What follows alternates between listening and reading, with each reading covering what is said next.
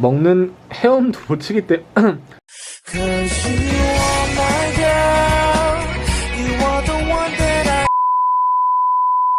안녕하세요. 꼬부기를 키우고 있는 진집사입니다.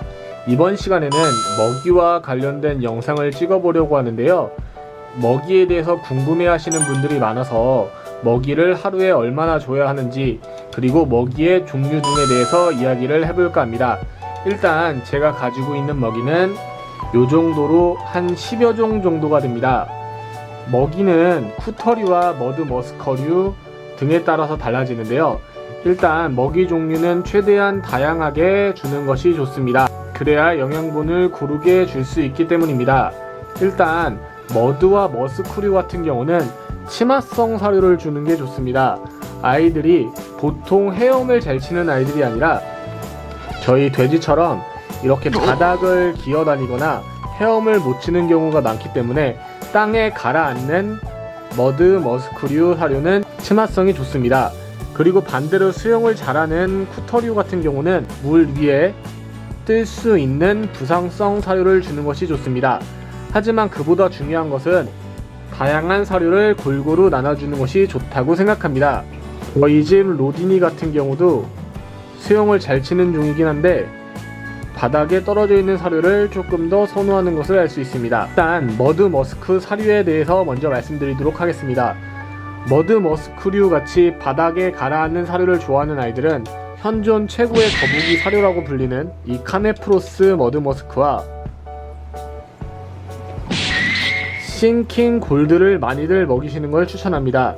이 사료들 같은 경우는 먹이를 넣으면 바닥으로 가라앉는 것을 볼 수 있습니다. 카메프로스 같은 경우는 대자의 경우 모양이 이런 식으로 생겼습니다. 그래서 수조에다가 넣으면 이렇게 바로 가라앉는 모습을 볼 수 있는데요.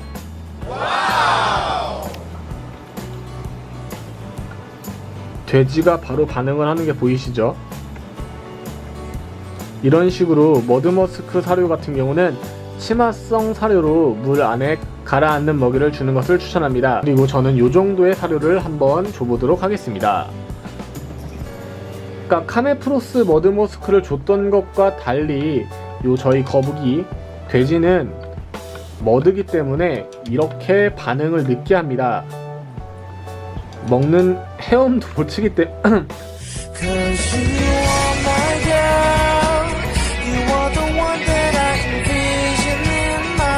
그래서 치마성 사료를 추천드립니다. 성 사료만 주게 되면 저희 돼지처럼 비만이 되기 쉽습니다.